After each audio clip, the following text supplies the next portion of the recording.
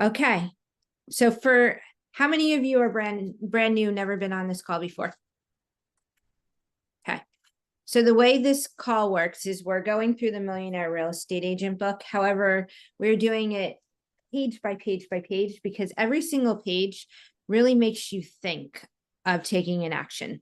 So I was originally going to do this in 6-7 weeks. We're probably going to do this in a much longer period of time, and I'm okay with that, as long as every time we meet, you're either having some kind of realization, revelation, or you're walking out of here with action items. Again, if you don't interact with me, what ends up happening is you get tired of hearing my voice. I get tired of hearing my voice, and it gets boring because I have one opinion of many opinions. So I really need the interaction with all of you in order to make this work. So any questions as I'm sharing my screen? Okay. So this means if you're in a place that you could take yourself off mute, please do. Because what will end up happening is I'm going to ask you to say something, and I only get to see some of your faces, not all of your faces. And because of that, I am going to miss somebody that may be talking in the screen. Okay. So last week, we ended on this page here, the 3 L's of the Millionaire Real Estate Agent, which are the most important because it's leads, listings, and then leverage. So we're starting here. Well, we're actually starting here because we did that already. So everybody get their books. We're on page 4041. And on these pages, it talked about generating leads is essential for any real estate business. Every agent has 2 jobs, their chosen profession and lead generation. So I always use as an example with this, if you're a doctor, you have to still lead generate for people, right? If you're in real estate, you have to lead generate for people. If you run a restaurant, you have to lead generate for people. There are folks out there that have this opinion that you don't have to lead generate, that business just comes to you, or you're completely intimidated by lead generation. It's okay. We'll get through it. You just have to take one foot in front of the other and take action. So the reflection question on this is, how can you prioritize lead generation in your daily activities to ensure consistent business growth? So somebody come off mute and share.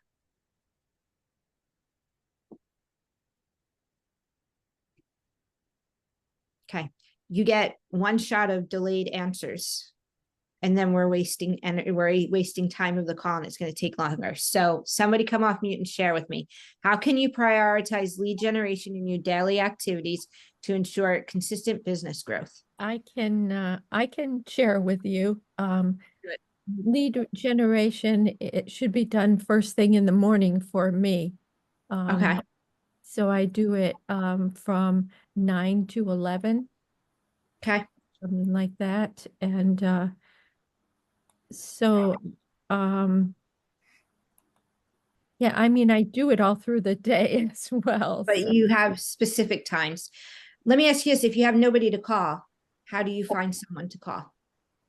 Or not even, and when I say call, I mean any type of 2-way conversation. I have been in this business since 97. We called, that was the thing. I'm still used to calling. However, it's direct messages. It is 2-way text messages. It's face-to-face, it's phone calls. So if you don't know who to call, how do you figure that out? And this is for anybody. Start having conversations with people. Okay. So it's 9 o'clock in the morning. I have no idea who to call. Kayla, what do I do? Go to Facebook Messenger and see who's active. Start a conversation. Okay. Anyone else have an idea around that? Call past clients. Okay. Referrals. Very cool.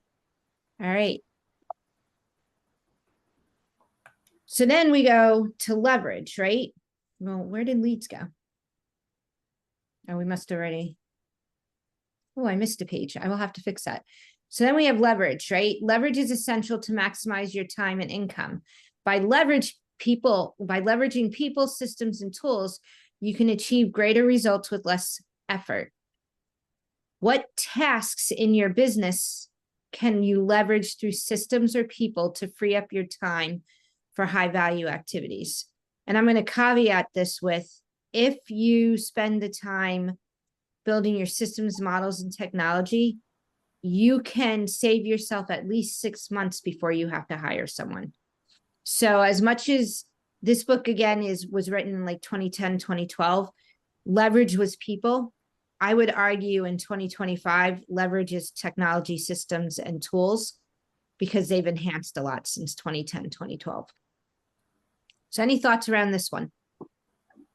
I would say that beyond like a transaction coordinator, not necessarily hiring one, but per transaction hiring one, Yep. frees up a ton of time. But also, if you're not really good with technology or design and using Canva and that type of thing, if you have, you can per job hire people that can help you set up some digital or marketing pieces so that you're not, going down that rabbit hole and spending hours and hours trying to create things. I mean, you have to do it to get better at it, but sometimes you can, it's not a waste of time, but it certainly can take you away from lead gen if you spend too much time on that. Absolutely. Melissa, were you going to share? Hopefully my voice is okay. I was like, I know that's Melissa, and everyone's sick. It's horrible. I'm hibernating. I feel fine now, but I just have lost my voice for 2 days. So we use Command, and we've been really vigilant in doing the DTD2s. Mark's been my accountability partner for the last year, and he really pushes me to do the calls, the text messages, the reach outs, whatever we need to do. Very cool. Absolutely. All right. So then we talk about, on page 43, we have the figure 6, which says leverage answers 3 important questions. Who is going to do it? How will they do it? What will they do it with? And the answers are people, systems, tools. And I would argue it's systems, tools, people in today's society. So how can you improve your use of systems, tools, and people to increase efficiency and productivity in your real estate business? And we touched on this a little bit. Is there anybody else want to add? You can use like smart plans and things of that sort. Even Facebook, like going through, and if you're going to be doing postings, post a week, month, 2 weeks ahead of time. So automation so is taking that time to do it and scheduling. So. Absolutely.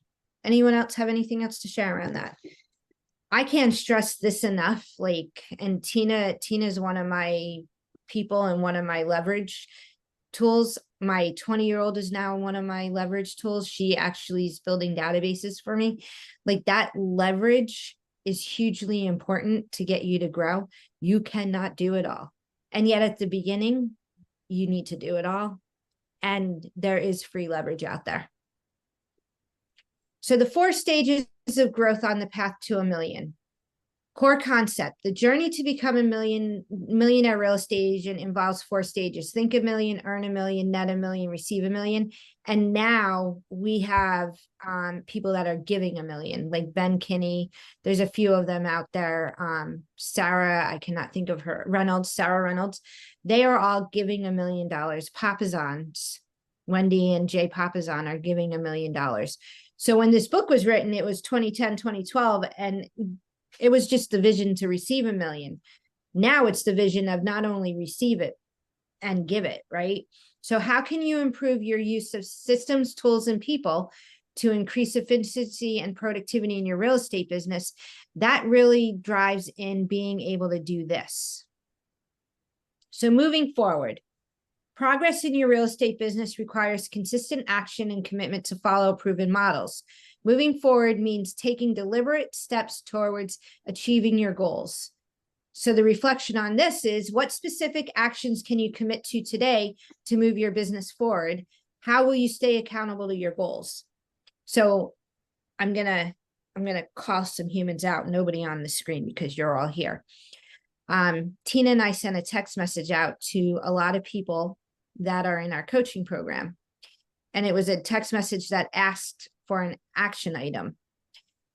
And what my realization is A, they should be here. So I'm going to send a text message. Why weren't you here? This will help you. That what specific action can you commit to today to move your business forward? People freeze there. So if you were to answer that question, what would it be? Follow my time blocking. Okay.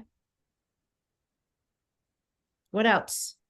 That's absolutely one. Because if you're not following a time block, you're kind of broken a little bit. Go ahead, Melissa. Putting it into your schedule. So kind of what she said, but one step, putting it actually in there. Yeah. I would ask the question, how do you know what you need to put into your schedule? Because just because you're quote unquote busy does not mean you're actually doing the activities. And Kayla, I remember last week you were talking about like when you started and then where you are today. You're doing completely different activities today. And it's things that you did not know. How did you learn them? I got together with people that were doing what I wanted to do, and I got together with more than one of those people. So I'm getting different systems, ideas, resources from 3 or 4 different successful people that I'm kind of following. Absolutely. And then how will you stay accountable to your goals? And just because I know your market center and I know who you hang out with, you guys have a Facebook message group, which I'm part of, and it doesn't stop. Yeah, no, it doesn't stop no Yeah. matter the day or night, Yeah. weekday, weekend, it doesn't matter. There's usually someone available, Yeah. which is good. It does hold us accountable. Yeah. And when somebody falls down, everybody else is there to pick them back up. So my comment to that is, number one, you have to show up to be able to gauge in that. Like one of the messages that I had gotten is, I feel like I'm all alone. Yes. And if you show up, you're not going to be all alone. The only reason you're alone is because you didn't show up to take the activities. And the cool thing about me, like most of you are in my life in some fashion, my calendar's open 7 to 8, and I have group coaching things for everyone at all hours, whether it be Saturday, Thursday evenings, during the day, whatever the case may be, because you have to be around other people for your personal growth. I would almost argue when you find yourself in a rut, go find some people. To your point, Kayla, go find people that are where you want to be and are not yet there yet. Absolutely 100%.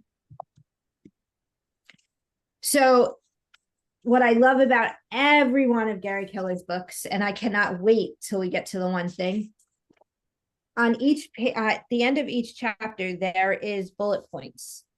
And these bullet points are points to remember, which are the most important part of these books. So on page 46, there are all the bullet points from chapter 1. And a personal reflection, not question, is make it a habit to review chapter overviews to ensure you retain the information. And I would almost argue, based on every bullet point, what is the one action item you're going to take? Because knowledge without action is just infotainment. And I don't know about you, but I was never meant to be an actor and actress. So my infotainment sucks. I'm not an infotainer, so let's not do that. So read page 46. What are the action items you're going to take based on the first chapter of the book? And on 12:15 of session 2, we got through one book. So we're probably going to get through a chapter every 1.5 sessions at this point. All right, myth understandings. Everybody skips right over to this.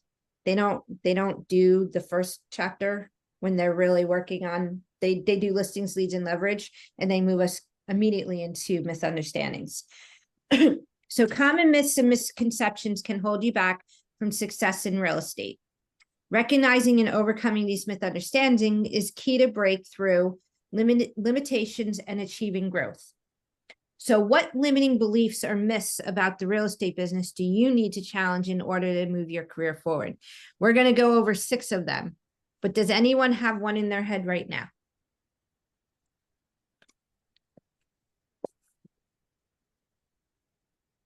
Okay. So at some point in time, everyone has had this in some fashion of their business. I can't do it. So believing you can achieve success limits your potential. Success begins with a mindset shift. So what limiting belief do you hold about your potential and how you can change it? I've been in this business since 1997. I still have limiting beliefs about how successful I can be. So I know everyone on the screen has some kind of limiting belief around their potential. Share. Mine is I don't have the time. Okay. I feel like that and so now the question that you have to answer for yourself is how can you change it? You may not have the time, and yet how can you find 30 minutes? Right? I think you really have to, it is a mindset thing, but you really have to want it. If you Mhm. want it bad enough and you find your why, you're going to make it happen. Yeah. And then it becomes kind of an addiction. Once you start doing it, you're going to keep doing it. Yeah. It's like going to the gym. You know, everybody says at the first of the year they're going to do it, and then they either do or they don't. And if you continually show up, you're going to make that a habit. And you're going to keep doing it. Yeah. Well, and 100% true, because I've shared this story. Like I had on my dream board for 7 years, taking my whole family to a Disney trip. It wasn't until it became serious. Like I actually just made the final payment Tuesday. And it's scheduled for February 16th. And the airline tickets are non-refundable and no insurance. So if I did not go, I did do insurance on the trip because it was stupid money. But if I did not do it, it would have cost me. I had pain attached to it. So having pain attached to it is hugely important. It can't be done in my market, right? Every market has opportunities. The key is understanding your unique market and adapting. Like I live in rural Maine. An agent in Boston can do things that I can't do in rural Maine. Is that 100% true? The answer is no. It just looks a little bit different. So no matter where your business is, what are successful people and how can you convert it to what your business is doing? So what challenges in your market can you turn into opportunities? What is the number one challenge in the market right now? Lack of Listings. availability. Go ahead. I heard Listings. listings. Yeah, you Lack- know, the amount of listings, we're down from around 2,300 down to, I think today was 671. Yeah. But on the other hand, they sold 24 houses, so somebody, you know, and they listed new houses. So they're out there, you just have to find them. Yeah. And the other part of it, just the other side of it, there's less buyers. So there may be less listings, but there's also less buyers in the market. So some of that's a wash. And in some areas, when people say there's less listings, so let's just say in round numbers, there's 20, on average, there's normally 2,400 listings. Now there's only 670. I would argue when there were 2,400 listings, how many buyers were there? There's 600 listings, how many buyers are there? And how do you match and make a fit, right? So not all buyers are out there right now that are really looking to make a move because they don't want to pay the interest rate. There's dream buyers, and I would argue how many of us are working with dream buyers and not buyers that are really ready, willing, and able and have to make the move. Because the ones that have to make the move, that's who you want to be in business with. Kayla, how many listings has, like, give or take, have you and Jennifer and like your little group, how many listings would you say, or buyers would you say you sold? Gosh, a lot just between that group. Yeah. Over 100. Typically, yeah, typically that group is the first to know about any upcoming listings. And sometimes we can do like off-market deals and stuff like that. Jennifer does a lot of stuff with assignments, so we always kind of can match those off-market deals. Yep. So we do a lot that way, yeah. So what challenges in your market can you turn into opportunities? The reason why I had Kayla show that is they have a buyer pool that get first dibs on all the listings that come into that group. And I think Jennifer sold either 79 or 82 in the MLS plus everything that she did off market. So there is a lot of opportunity. You just have to find it. It would take too much time and effort. Success requires effort, but the right systems and leverage can save time and increase productivity. What task in your business can be systemized or delegated to free up your time? Your first one is email, text messages, notifications. If you are lead generating, how do you turn off your notifications? Do you really have to answer your emails 5 minutes after they came in? At one point I did, I'll be honest. I was one of those email Nazis that like my email needed to be emptied before I went to bed. Like I'm a inbox 0 human. And I think I'm at 75 in my inbox right now. And when it gets to page 2, I have to have Tina go through it and say, what can we get rid of and move? 100%. So myth 4, it's too risky. I'll lose money. Risk is part of any business, but following a proven model minimizes unnecessary risks. 13 out of 100 real estate agents don't make it after their first 2 years. Why? Because they want to be creative and they don't want to follow the systems and models. And there's scarcity mindset around the relationship, right? So how can you manage risks in your business more effectively? Taking action. How many of you are fearful of the word no? I don't like it. I was going to say, how many of you don't like the word no? I don't like it. Yeah, the risk of not hearing the word no loses you money. I don't know who to call today. The risk of not going to the grocery store and talking to somebody in the produce section is costing you money today.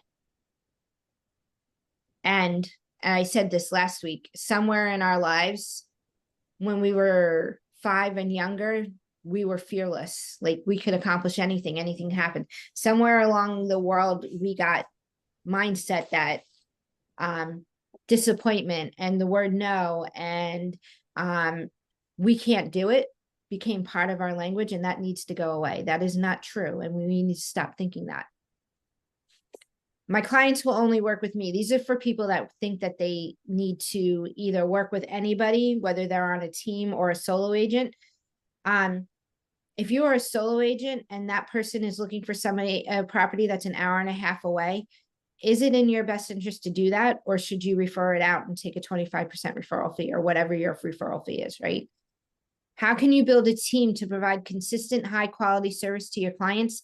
I don't mean a team.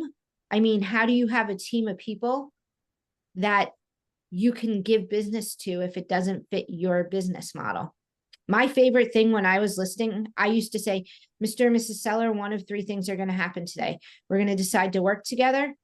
You're going to decide I'm not the right agent for you, or I may decide your property is not the right property for my portfolio, right? That's how we set up the conversation. Number one, we set that up because nobody wants to be rejected. So when I say their property is not the right fit for my portfolio, they're going to ask me, well, what do I need to do to make that happen? And a lot of times it's price the property right or do the renovations that I told you to do, right? So having those 3 statements, you're setting it up that we may work together, we may not, or your property doesn't fit, and that's okay. However, I'm never going to walk out of that relationship without having an opportunity to get a referral fee if I'm not the right agent for them. Have a goal and not fully realizing it is a negative thing. This one I love. Setting ambitious goals, even if not fully achieved, leads to greater progress than setting small goals. How many times have I heard, I want to set, and I'm sorry, let me take that energy back. I've heard a lot of times people say, I don't want to set goals that are not achievable because I want to hit achievable goals. Setting a goal and not achieving it makes me feel not good, okay? How do you set goals and how can you ensure they push you to grow? If your When goals don't scare you, they're not big enough. Not only that, but if my goal is to do 1 transaction a month and my capability is to do 24 transactions a year, which is 2 a month, where am I selling myself short? Where am I selling my family short? Where am I selling my ability short? There's doable, there's stretch, and then there's possibility. And I know back in the old days, for those that have been around the block for a little while with me, the old bold was like, just take your goal and double it. I don't necessarily agree with that. However, I do believe take your doable goal, make it a stretch goal, and then from there, make it a possibility goal. Set your goals for the set your actions for your possibility goal, and you'll land somewhere between doable and possibility. But if you just do doable, you might not even hit that first goal. Like your actions for doable may not cut it. Any thoughts on this? I've been doing a lot of talking. My Tiffany soapbox is a little high today. What do you got? What do you hear? I think you just have to get out of your own head. Mm-hmm. That's the main thing. Absolutely. You have to believe in yourself, and if you can't, then find somebody else that will to kind of give you that motivation to also start to believe in yourself. Yep. It goes back to the one that we did before. Where is it? The one about the business, the model of the business.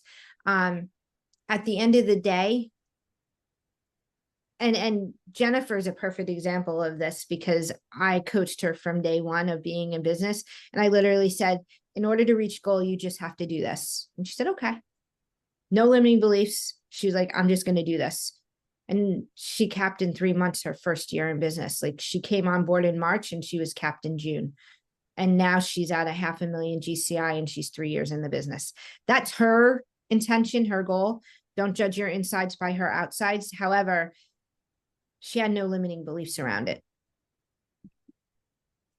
Okay. Page 63 talks about affirmations. Affirmations are powerful tools to shape your mindset and beliefs. Positive affirmations help you stay focused, motivated, and confident in achieving your goals.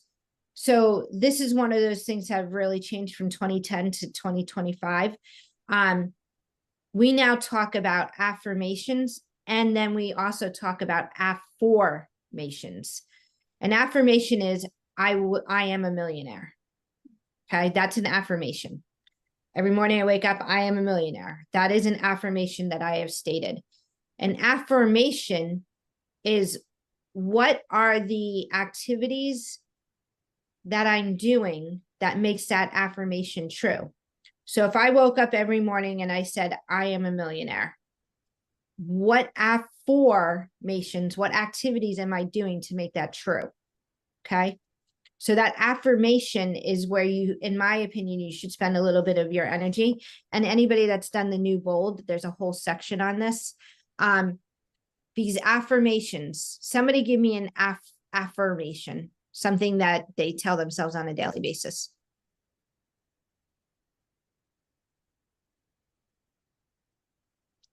Anybody do affirmations in this room? Yes.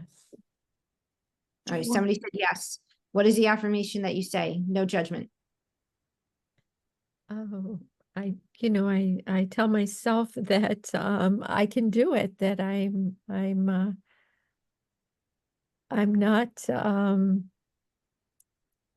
that I'm strong, that Okay. I'm strong and I'm confident and I'm a good person and all the whole spiel. I love that. And that's exactly what I was looking for, because if you say, I am confident, I am strong, right? And so what makes that true? What actions did you do today to make the affirmation of I am strong a true statement? Because the universe needs a little bit of help in these affirmations.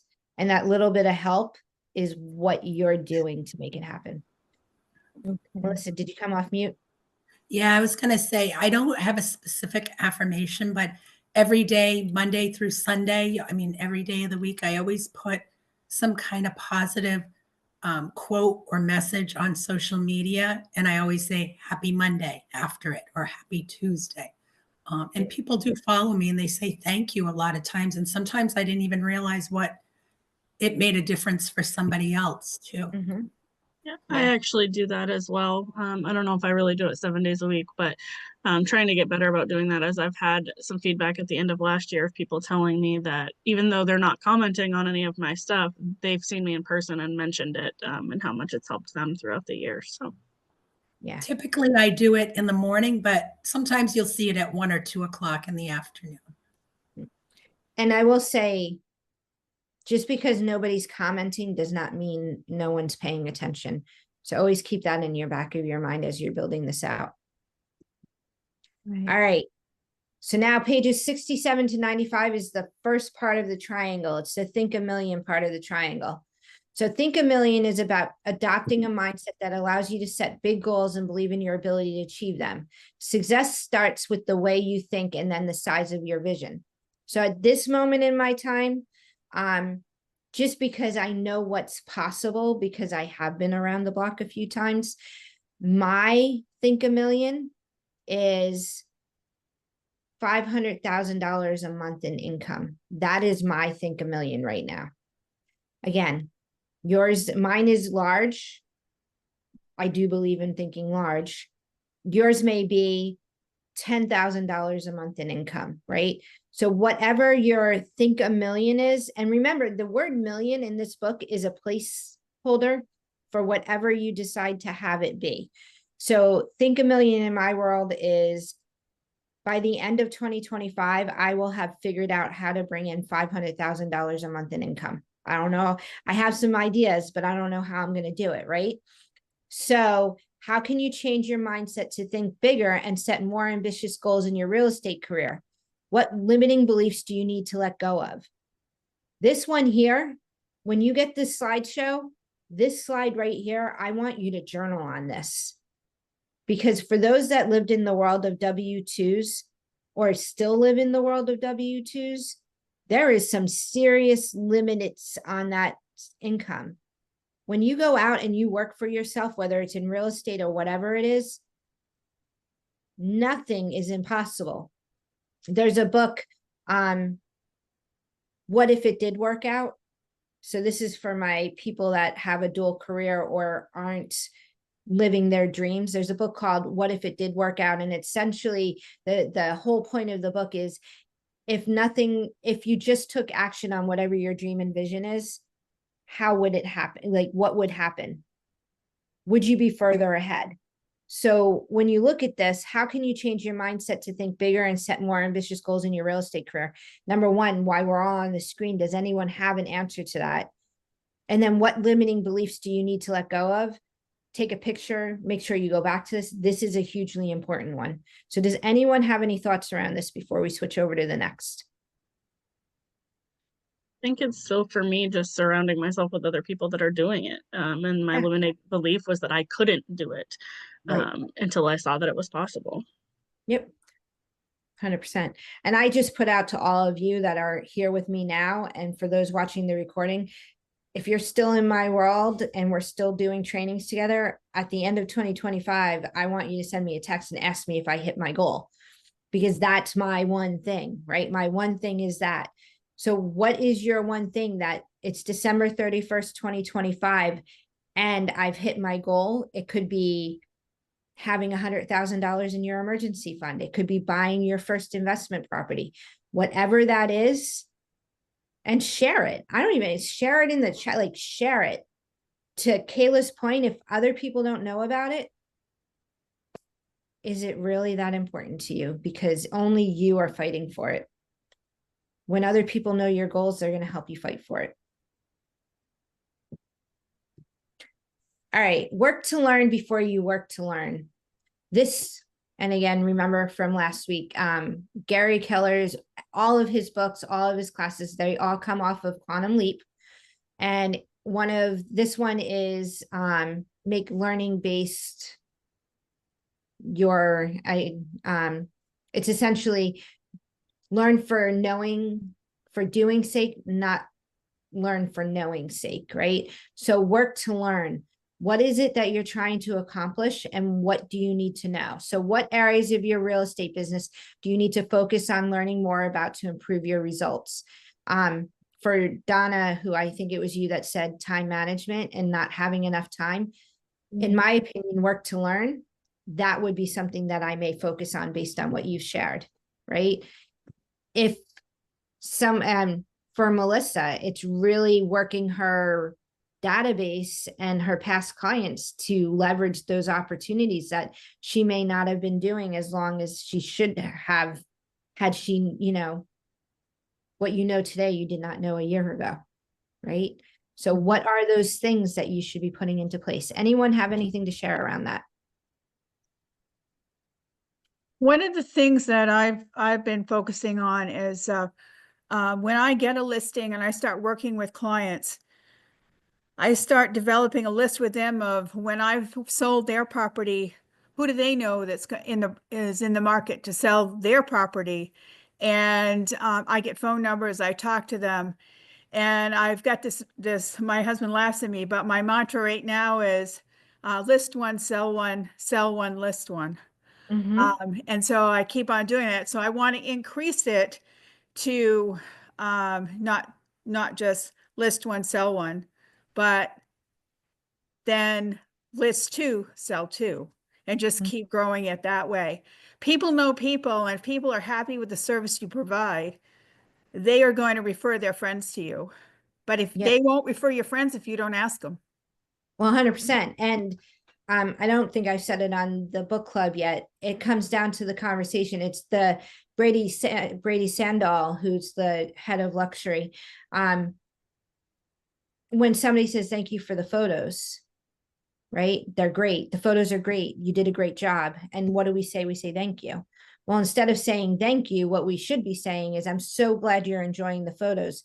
Who else in your world would benefit from great listing photos to get their home sold, right?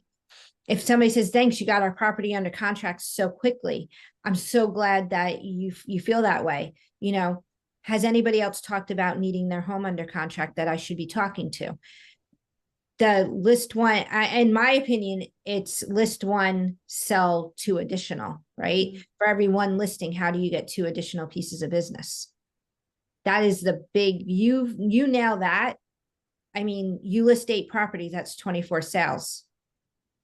16, it's what? 16 times 3, that's 48, right? So if you just get 2 additional pieces of business from every piece of business you get, you win. I love that. That's a great goal. Keep going. Okay. The 9 ways the millionaire real estate agent thinks. So we have think powered by a big why, think big goals and models, think possibilities, think actions, think without fear, think progress, think competitively and strategically, think standards, and think service. I started my real estate journey in 1997. I joined KW in 2013. I probably didn't nail this to the level that I nailed it maybe 2015, 2016. It took time. And every single day I get better and better. So how can you adjust your thinking to align with the mindset of a millionaire real estate agent, right? Kayla, who are you hanging out with? What are you reading? What are you learning? What are you training on? All of that answers those questions for you. Think powered by a big why. Have a strong purpose. Big why motivates you to overcome obstacles and achieve big goals. What is your big why? How does it drive your actions every day, right? My big why is leaving a legacy that is not money. Mine is activities, events, growth, right? And I don't know if this is my big why as much as it used to be, but my really big why was to own a home on every corner of the United States and have the ability to fly all of my family from wherever they are on my dime and pay for the time that they missed work, right? That was the legacy that I desired to leave. I think it's a little bit different now. And what is your big why? Big why cannot be your family. Your big why can be the impact you leave on your family, right? Right. But it can't be a human. It can't be one person. It could be the impact, it could be the legacy, it could be the opportunity, but not people, if that makes sense. Does that make sense? Yeah. Okay. So think big goals and big models. Setting big goals and following proven models ensures that you are on a path to success. What big goals have you set for yourself, and what models are you following to achieve them? Give me some big goals that you're setting for yourself.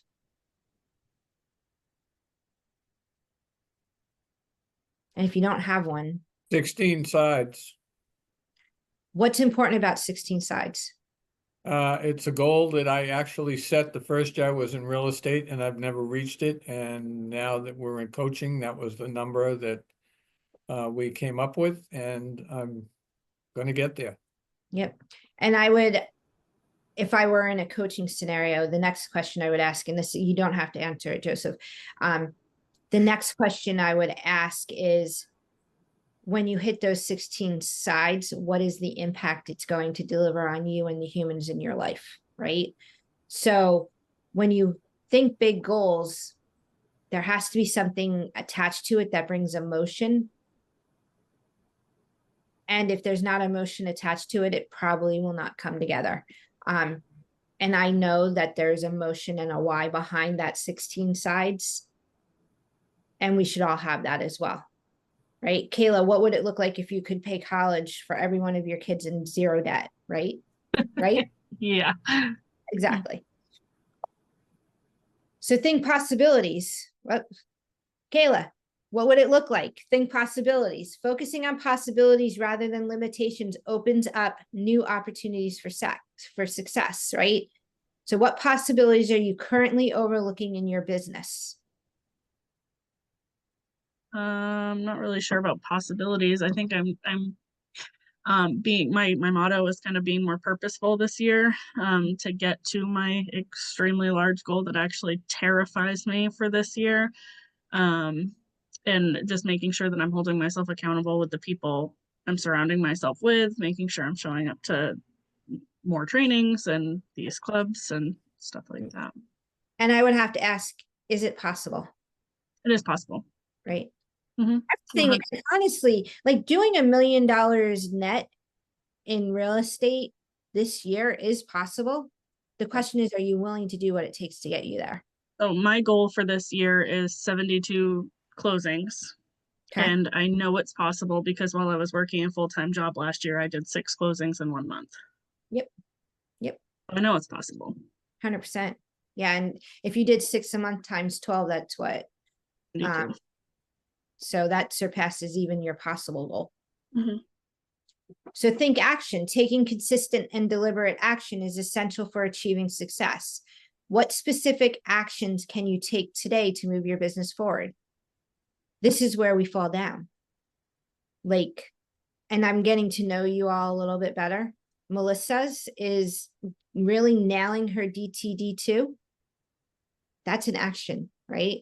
Kayla, it's figuring out how to get enough people that you have 6 transactions a month. Yep, the converse. Yeah. Joseph, what are the like Joseph, and again, I know all of you a little bit differently. Joseph's is, if I had my pipeline filled out to 16 3 times over, I will hit my goal, right? Because one will work with you, one will change their mind, one will work with somebody else potentially. So if you have 3 times your goal, you will hit goal. And every time you meet with somebody, like 72 is Kayla's goal. So a question, if I was coaching Kayla, my question to Kayla would be, how many people do you have in the pipeline towards that 72? And then when she hits 72, I'm going to say, how many people do you have in your pipeline to hit 144? These people fall off. Okay. Think without fear. Fear can hold you back, but focusing on what you can control and taking calculated risks is key to progress. How can you overcome fear in your real estate career and take bolder steps? For those that are really quiet in the background, either black screened or haven't come off mute, I need some fear from you, because the fear is there for numerous reasons. Number one, you're not answering questions eagerly because there's fear there, or you just don't know what to say. So I would, and I don't do this often, but everyone that has not spoken, one or two of you come off mute and tell me what fear is for you.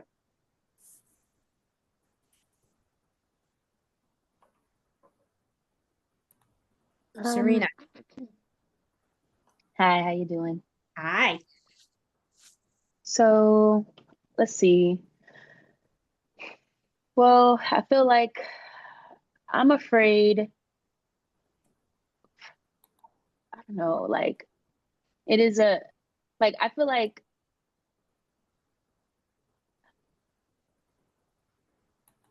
I don't know. I kind of don't know what to say, you know, and I don't want to overstep. I don't want to come off as like I know what to do when I don't have it all together yet, you know? And I guess it is, oh, I don't want to say something that sounds completely off. Yep. So, coaching questions that I was asked around that is, when in your life did you not know something that you do now know? And then what steps did you take to learn that? Number one. Number two, knowing what activities need to happen for you to get opportunities in real estate. What training and education are you taking to get that? And I will give you an example. Every Monday, Wednesday, Friday, I do an 8 a.m. real estate conversation session where you can come ask me questions on how to have a conversation. There are over 500 agents that get invited to this on a weekly basis, of which the most I've ever had was 4. So out of 500, only 4 show up. So not directed at you in any fashion, Serena. And my statement would be to you is, how do you show up more around the things that make you anxious to have conversations around? And what are those opportunities? And if you don't know, who could you ask what those opportunities are? And that goes for everyone here. You were just vulnerable enough to make that statement, but everybody here has something that that they're fearful of.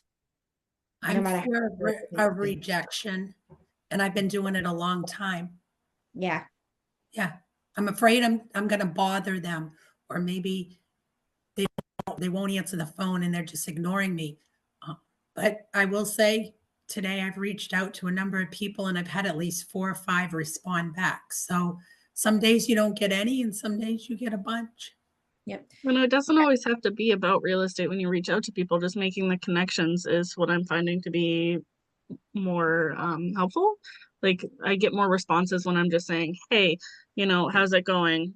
What's going on with this? Or how's your kids? Or I saw this, or, you know, just genuinely conversing with them. And then eventually they start to think of you when they need something done. Yeah. And there are plenty of resources out there. Some of you have access to my resources. There are plenty of resources out there that will help you with what to say, when to say it, and how to say it.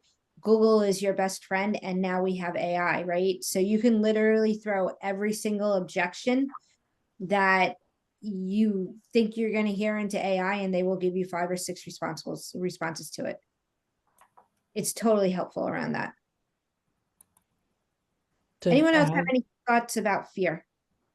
To add to what a couple other people were saying, I kind of feel like since I'm so young that it's hard for people to maybe trust me more than they would someone a little bit older than me.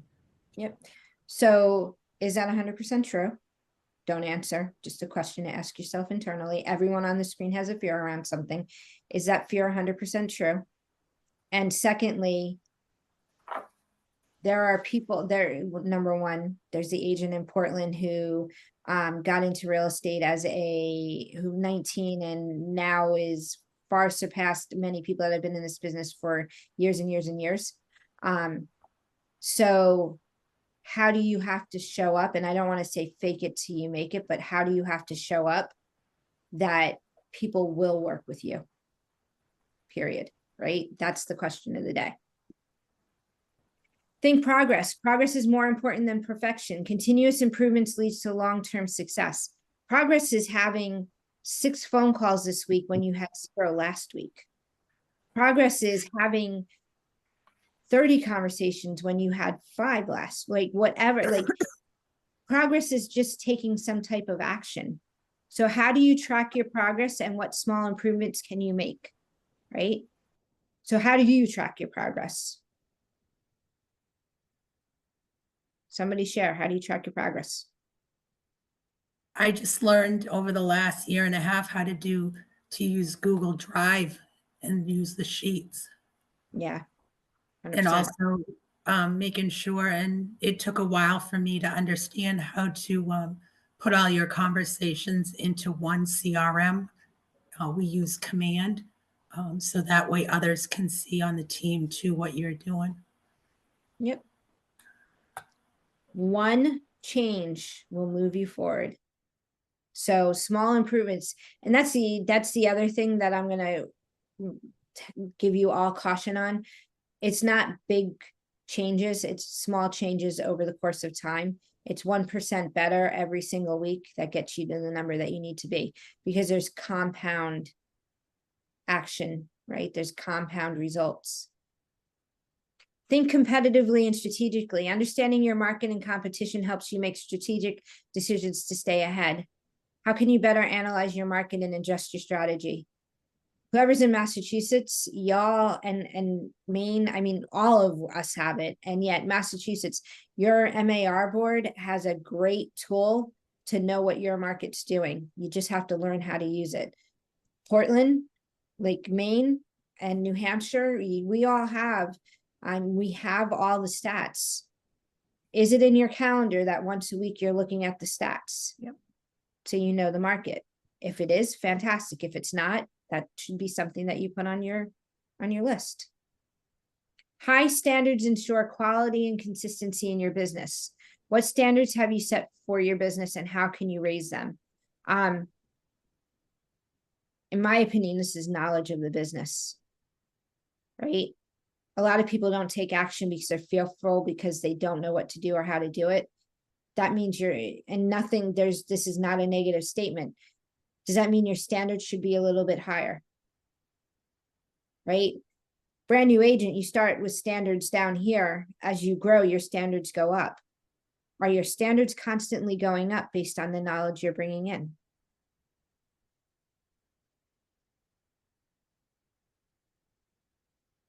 Think service. Exceptional service leads to long-term client relationships and business growth. Was it Donna who said it? No, it was Nancy. One of the two of you said that for every one listing, the next listing, right? How can you improve the level of service you provide to your clients? Every person has 7 people in their life over the course of 1 or 2 years that they can give you a referral. They have to trust you, know you, and want to give you the referral. Are you taking the actions to do that? I think that's where we're going to stop. Are we still liking the flow of this? Mm-hmm. Any questions, thoughts, anything that you got out of this? There are some really great reflection questions that if you did not answer them in your head, when I send out, everyone will get a copy of the recording goes into YouTube. I will send it out to everybody that's on the screen and to all of the Facebook groups for the Facebook groups that I'm involved in. If you don't get it, just shoot me an email and we will get it to you. Answer these questions. This is personal growth. This is how you grow. Any thoughts before we close out?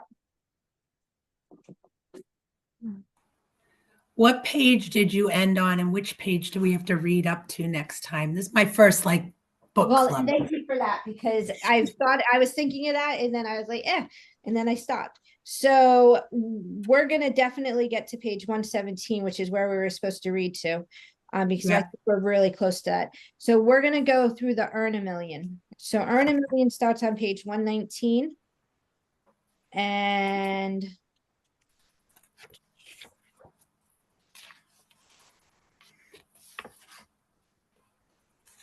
Earn a Million finishes. Wow, it's a big one.